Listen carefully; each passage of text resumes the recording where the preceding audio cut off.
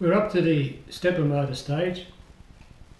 You'll find your 3 stepper motors, pulley and the little Allen key. Stepper motor shaft has got one flat. On the pulley, got 2 grub screws.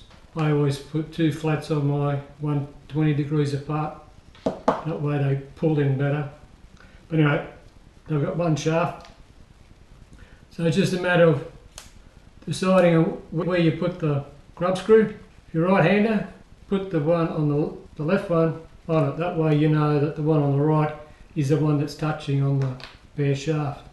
Trouble with only having one shaft, one flat on the shaft, is that when you nip up the grub screws, they actually bite into the shaft. They're normally stainless steel, but they bite into it. So sometimes it's difficult to get the pulley off because of the bite marks, and sometimes it's a bit difficult to rotate them. So what I do is, when I make my CNC machines, I just grind 2 flats on. So they come in with one, so we'll just do that. Now, trouble is, it can fit anywhere on the shaft, but it needs to be in a certain position to line up in the belt. In the manual, I use that term lightly, the pictures are shown with the top of the pulley flush with the end of the shaft. That's incorrect. On this particular model, this particular setup is incorrect. So what you have to do, put approximately 2mm from there to there. Now the reason why you nip it is I found, because I had to go ahead and assemble this part to test out distances and all that, and that's where you find out the errors and those problems. So you nip it up, and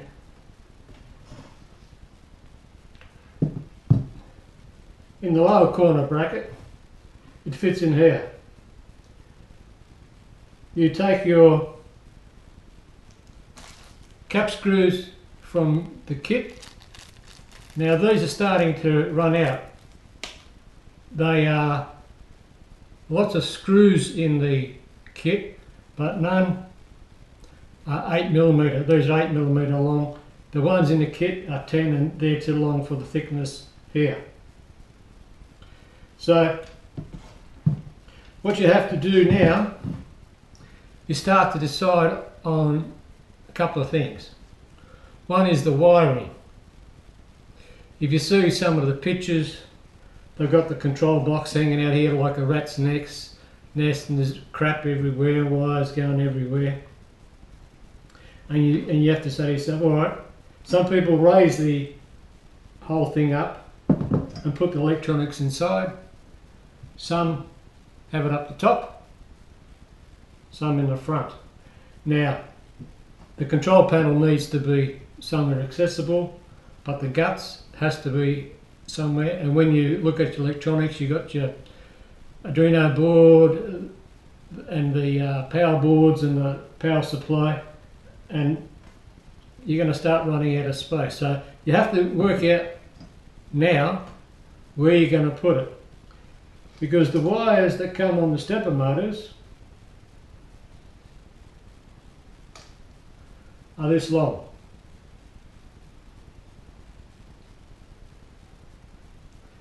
So if you're going to have your controls and all that up the top, you then need to route all your wires up there.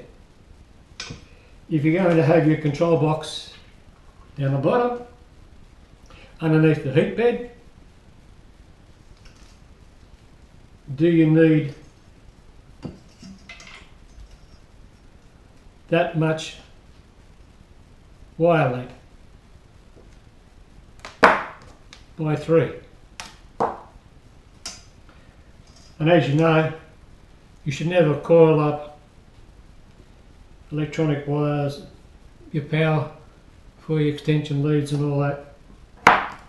So you may have to, if you want to, cut them shorter and crimp. At the moment, I'll leave these longer for the moment, but I've got a crimping set, so I'll be able to crimp them, no problem, once I decide where it is.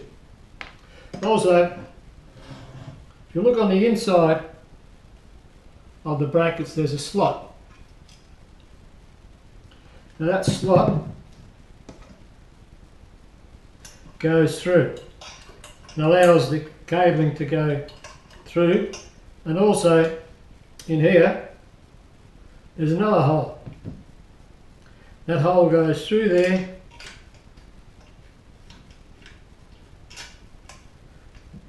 and into the groove. The trouble is, I've got these guides. However, when you're fitting the screws for the stepper motors, I've got the cutouts top and bottom to angle with your Allen key.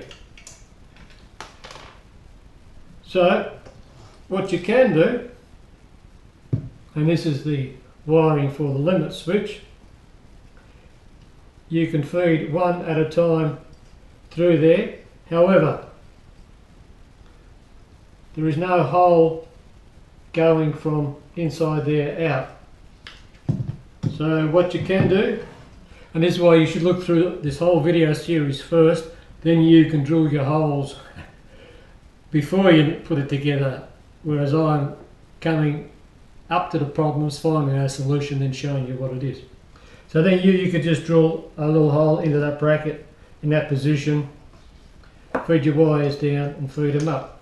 And again, with the wiring, here's your limit switch wires. So they're this long. So they come down there. So you're going to have lots and lots of excess wiring. So start to think now what you're going to do about it. Just a simple matter, placing it in the hole. Now, this stepper motor's got a machine journal on it, little spigot, and these have a hole. You think, great, there to fit in there neatly. That's about 1.5 mm, 2 mm bigger. So normally, if it's the exact same size, the force of the belt pulling up and the machine and the bed, whatever attached to it, is also taken by the little diameter here, rather than just the tiny M3 screws. So that's there just to make a bit of clearance. As we say, it's a rattling good fit. But also, if you place your motor that way, your wires are going to come up the top, and you're going to have your heat bed and that sort of thing. On the bottom, they may get crushed, so that's not a good idea. So you have to decide, am I going to have the wires to the left or to the right? Am I going to have the lengths of wires coming out, one to the left, next one to the left, next one to the left? Or am I going to decide, oh, okay, here's the front, this may be the front, this may be the Z. I'll have the wires on this side coming up like that, coming in the other way, and the wires on there coming out that way, and the wires on there coming out that way, so as they don't take up too much space and become a spaghetti bolognese. So that's what you have to decide. There's no right or wrong answer, just neatness, allowing more room, stopping wires from setting against something hot or sharp. So it's just not a matter of just screwing them in, just thinking ahead of where to place them and what's the safest bit. Also, with your friendly rat tail file, you'll also need to file these holes here to take the screws. There's usually a little lip where it's not round, and you just need to round that up. So once you've done that, you've nipped yours on. They don't supply washers.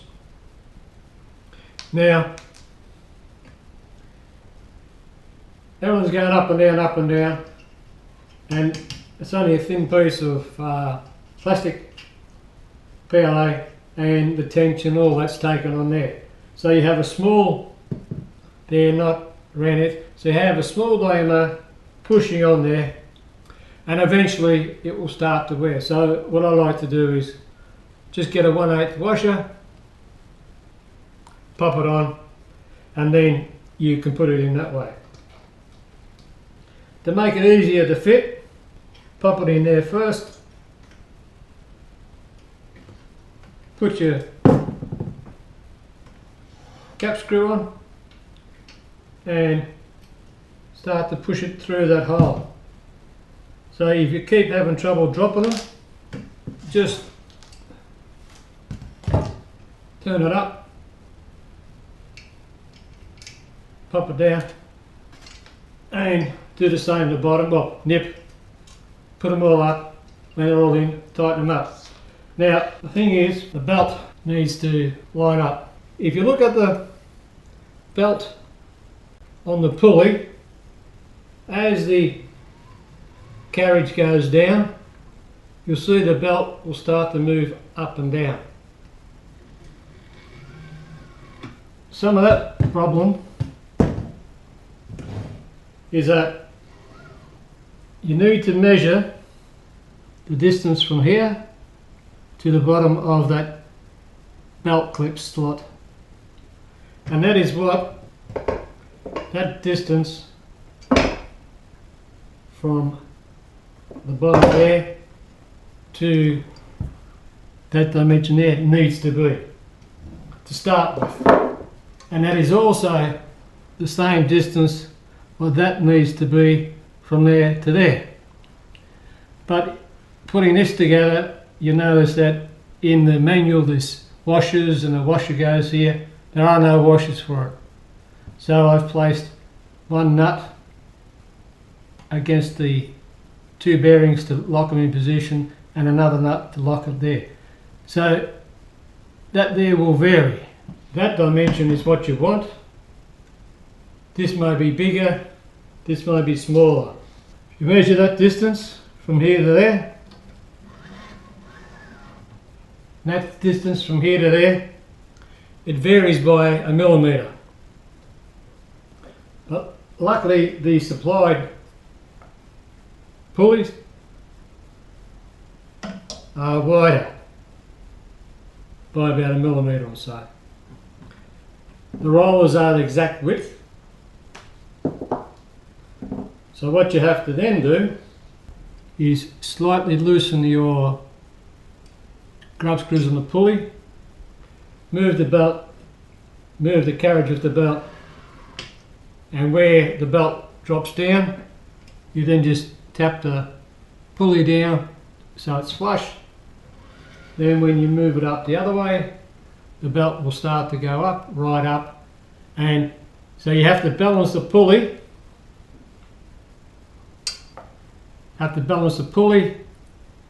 From when the travel is furthest that way and the furthest that way.